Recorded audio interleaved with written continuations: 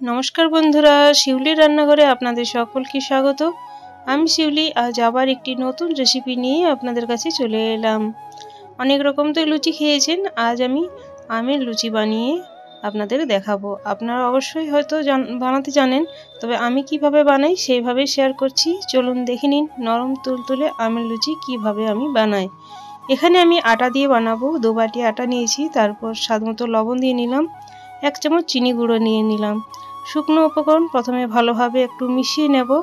তারপর আমি আগের থেকে একটা আম আমি এমনি পেস্ট করে রেখেছি, তো দেখালাম না, একটা আমে যতটা পেস্ট হয়েছে আমি নিয়ে নিলাম। আর ওই মিক্সি জার ধুয়ে আমি একটু জল দিয়ে নিচ্ছি, যেহেতু জারে অনেক লেগেছিল, আর ওটা ধুয়ে আমি জল দিয়ে আমি আটাটা মেখে নিয়েছি। দেখুন ডোটা মাখার পর একটু তেল দিয়ে আমি ভালোভাবে এটা সেট হতে রেখে দেব। মোটামুটি 15 থেকে 20 মিনিট কিংবা হাফ ঘন্টা রেখে দিলেই হবে। আপনারা চাইলে এখানে ময়ানও দিতে পারেন, তবে আমি এখানে ময়ান দিইনি। এবার দেখুন আমি 20 মিনিট পর ফিরে আসছি।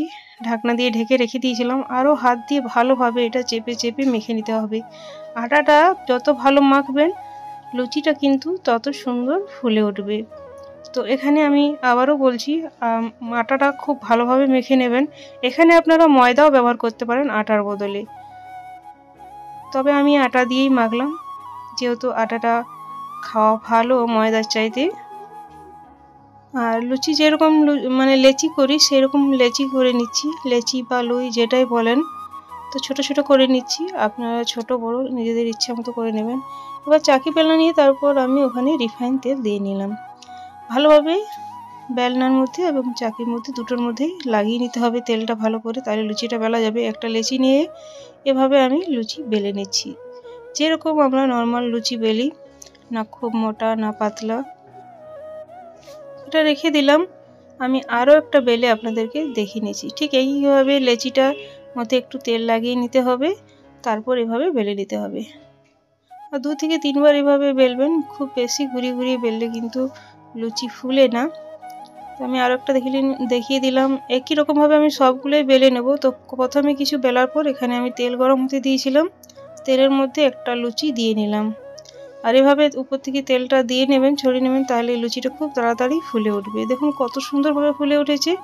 আমি উল্টে দিলাম, অপর পিঠটা এরকম কালার করে ভেজে নেব। একটা খুব সুন্দর কালার আসে, আর আমের যে হলুদ কালার সেটা তো আছে, আর তার মধ্যে একটু যদি ভাজা ভাজা হয় এটা একটা অন্যরকম কালার আসে। আমি আরও একটা দেখিয়ে দিচ্ছি।